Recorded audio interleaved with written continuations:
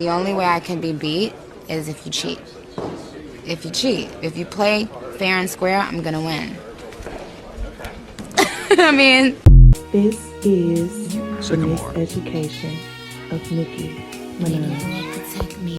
Nicki Minaj is like an anti-bully. Like, she's the bully who only bullies bullies. You get what I'm saying? Like, if you come for her, she's probably gonna take it further than what you did, but you best believe that you had came for her first. Like, you started it, okay?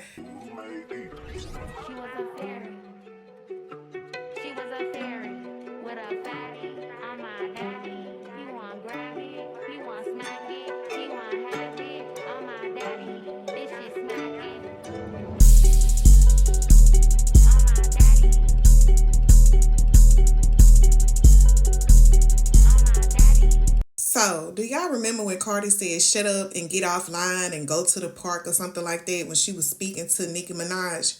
Now, let me remind you, Nicki was throwing shade at Jay-Z or somebody else, child.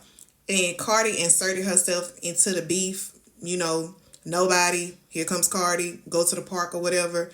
She was doing that right before her album came out, trying to bait Nicki into some beef. Nicki paid her pixie dust, okay? Do anybody remember that? Nicki wasn't talking to her. Nicki wasn't shading her. Nicki wasn't thinking about her. Yes, she had said something. And we all know that Kenneth Petty, you know, he's a registered ex-offender. So he can't be at no park. So that was shade. I said that was not just random commentary. That was strategic shade, okay? And Cardi knew exactly what she was saying because, like I just said, Nicki's husband, Kenneth Petty, is a convicted offender who literally can't go to parks without security. So that was calculated, okay? I said, and yes, I write everything I read, okay? Cardi hasn't just thrown public jabs. She's gone personal. She made comments insinuating Nicki's child might have autism, saying things like, don't talk about ABCs when it comes to your child. That's not competition. That's a personal attack. And let me say this, Nicki isn't someone who misses that kind of shade. She hears it, decodes it, and answers with her own riddles. But she didn't answer in a riddle this time. She went straight for the juggler. And that is why she insulted culture the way that she did, because Cardi was trying to insinuate that her child was autistic. Okay? But there is times where she does decode it and answer. But Nicki is known for her double entendres and layered meaning. And Cardi knew this, and this is why Cardi kept pushing. Now, me personally, I hate the low blows. I don't think kids should be involved. But to be honest, brutally honest, Nicki was kind of mocking Cardi B because Cardi B had insulted, I believe, a black woman's deceased child and was saying nasty things about the woman's deceased child.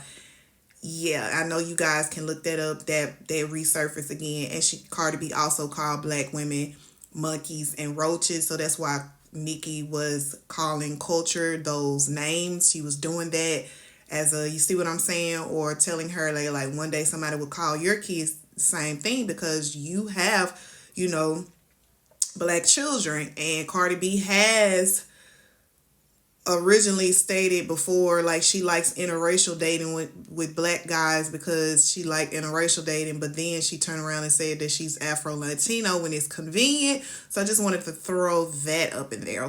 Now, even Cardi's album had digs, no puns intended, saying things like, I heard your man was BEATING on you. Catch that. And she was also talking about how you have to pay for your husband because everybody, you know, assumes Nicki Man has no money. So that's beyond a diss track. That's dragging someone's life into a public debate. So here's where it gets messy. Cardi B has dragged Nicki for relationship choices, but Cardi is with Stephon Diggs, a man who also has allegations against him. That doesn't mean it's true, but facts matter. So we hold Nicki to a certain standard. Cardi B should be held to the same standard, but she isn't. That's hypocrisy. Because it's like, if you Cardi B and you the baddest and you this, that, and the other, why would you even get yourself involved with someone who has these allegations on you? So even in the midst of Nicki Minaj doing some things that, you know, people will describe as a fall from grace about the partner that she's choosing, it still seemed like Cardi B trying to copy her because she's dealing with somebody who has the same type of allegations that Kenneth Petty had. It's just that Kenneth was convicted, and he said he had to take a plea deal. And Stefan hasn't had his case yet, but what if he is guilty, then what? Like, this is crazy. So, you know what I'm saying? Shouldn't she have the pick of the litter? Like, why put herself in a situation that invites the same type of criticism that she's giving others? Like, make it make sense. Okay, but see, the difference is Nicki plays chess even when she's quiet, okay? And even when she's quiet, she wins. And Nicki was quiet during Cardi B's rollout. When Cardi was trying to bait her, she was very quiet. She was quiet about the rumors that her and her husband was separating, getting a divorce, and she threw all his clothes out. She was very quiet. She wasn't saying anything. She was just letting it play out. And then once those numbers came in, and it was like, oh, she was waiting on the numbers.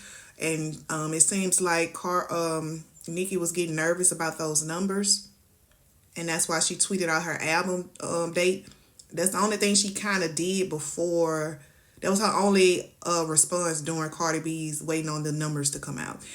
And honestly, Nicki probably already knew what Cardi B's numbers was. She says herself, she said, I know everything. I know who album dropping. I know all the stuff before it even goes down. So she probably had already knew that you didn't beat my first week sales for my second album or my latest album. And I'm just going to go ahead and drop my album because, yeah, it's time. That's what I think. I don't think she was nervous, and I'm saying that because I think Armon Wiggins mentioned that, and that was one thing that I disagreed with him about in his video. But yeah, even when she's quiet, you know what I'm saying, she's still playing chess, so she decided to come out and swing a little bit. I personally would have wanted Nicki to drop like a cinematic video and showing that her new album is coming. But Nicki just proves I don't have to do that. My last album didn't even have any videos. I still outsold. I don't have to do all the cinematic type of stuff. People just love my lyricism. I don't have to do all of that.